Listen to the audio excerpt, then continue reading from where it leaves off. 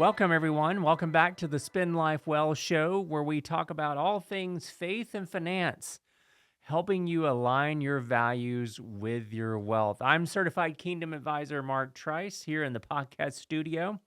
And today we're talking about, in particular, specifically to physicians and other medical professionals. What we're covering applies to anyone with a high earning career path. So it's not just medical professionals, but we work with a lot of physicians and other medical professionals, and we sometimes do specific things tailored to them. But these concepts can apply in any situation. So today I'm going to walk us through what I call the physician's prescription. Get that? Get haha. Yeah, it's ironic.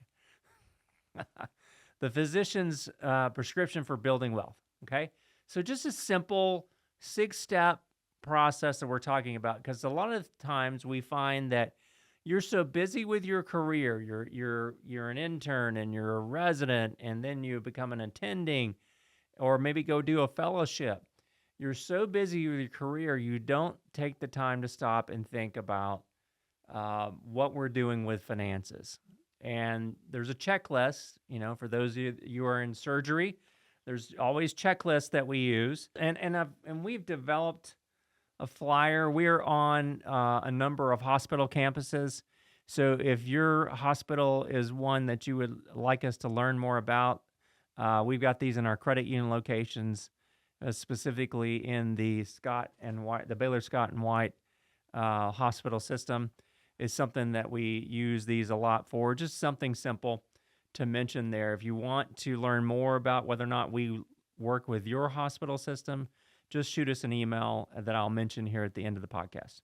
All right, so number one, we want to start early and think long term. So one of the biggest myths that I hear from residents and attendings and fellows and younger doctors is, I'll worry about money later, right? You're busy with your career. You're thinking about paying off student loan debt and things of that nature. That's fine, but it's a very costly and expensive decision to make. You want to try to build those healthy habits even when you're still in med school, even at the start of your residency. And those small steps that you take then are going to add up over time. It's amazing what we see for when we see health professionals that have started early and were consistent and diligent. And so here's the mindset shift, if you will, to think about. Success is not about timing the market or dealing with it later on.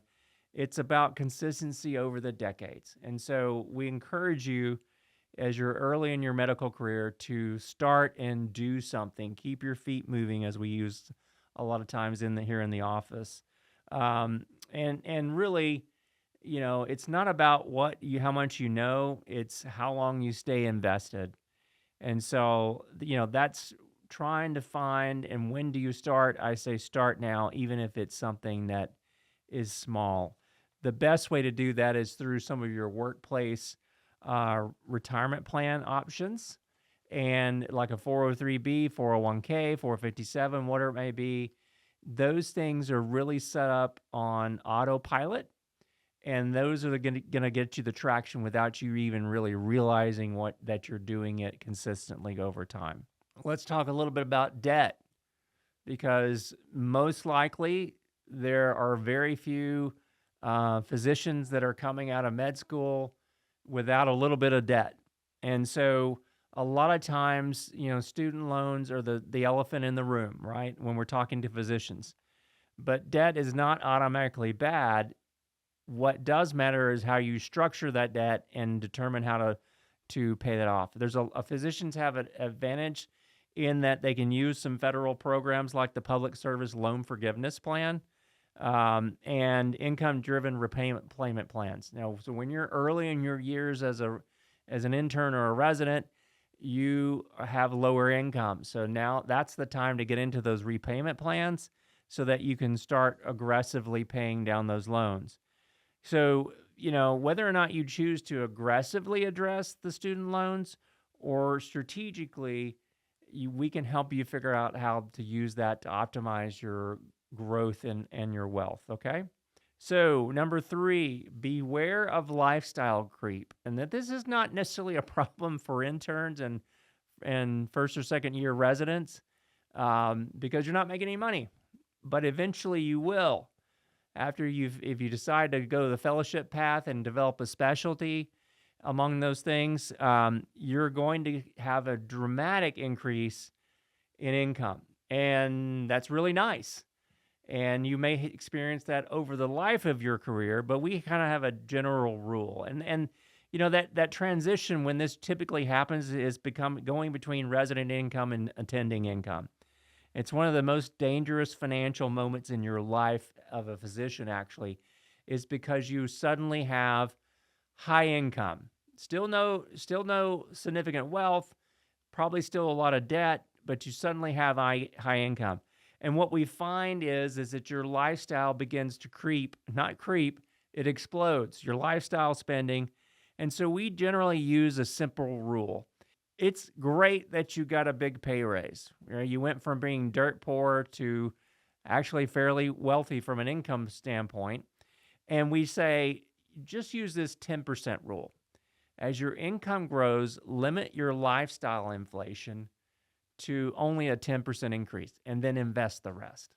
Now that takes some discipline. And I know that's hard, but you had discipline getting through college and med school and your residency, and continue that discipline, it will result in great things. But I can tell by driving by the physician's parking lot who just got a big pay raise because they're driving a new car, and it's usually a BMW or a really nice Tesla, and they're upgrading their lifestyle very rapidly. I beg you, put the brakes on a little bit, enjoy some of the wealth, invest the rest, and make sure that your lifestyle creep goes really slowly, because it is a quiet deception that happens. And a lot of times we run into and counsel families that are having marital problems because of money problems, because their lifestyle creep exploded and suddenly they've got more bills than they know what to do with. So I encourage you, take it slow. Number 4, simply invest with simplicity and intent. This is point number 4. Complexity is not a requirement for success. Use those low-cost diversified index funds combined with automated contributions and a little bit of periodic rebalancing in your workplace retirement plans, and you are going to be ahead of most everybody else. You want to make sure that you're maximizing the amount that you are able to defer into those plans, like a 401k or 457 and other types of options. And we certainly hope that you might consider some of the Roth options that are in those plans, because those are the things that are going to make a dramatic impact on your standard of living when you comes to retirement age. So, if we're doing emotional investing, and I'm not trying to pick on anybody, but I got to tell you, physicians are notorious for bringing me ideas that are distracting from their game plan. In other words, they had another professional that they're practicing with that's all into this investment. And I'm not going to even mention one, because they usually are ones that are only for high net worth people that are complex. And you're smart people, I understand, but you're not investment advisors. So be careful, be simple. Be simple, be careful with those things. You don't need complex investments to be successful with your wealth building. Later on, maybe yes, but let's build a foundation. Stay away from those complicated investments. If you are not able to explain this investment or an investment to your child or some random person on the street, it's too complex. And so you want to make sure that you are staying simple. That's the best way to build wealth. And then we need to make sure that while we're building wealth, we're protecting wealth. That's number 5. Physicians, you rely very heavily on your ability. If you're a surgeon, guess what's valuable? Your hands. And you have to make sure that you are protecting that ability to generate income. And so it's things like making sure you have a very solid disability or a term life plan early on while you're young and healthy.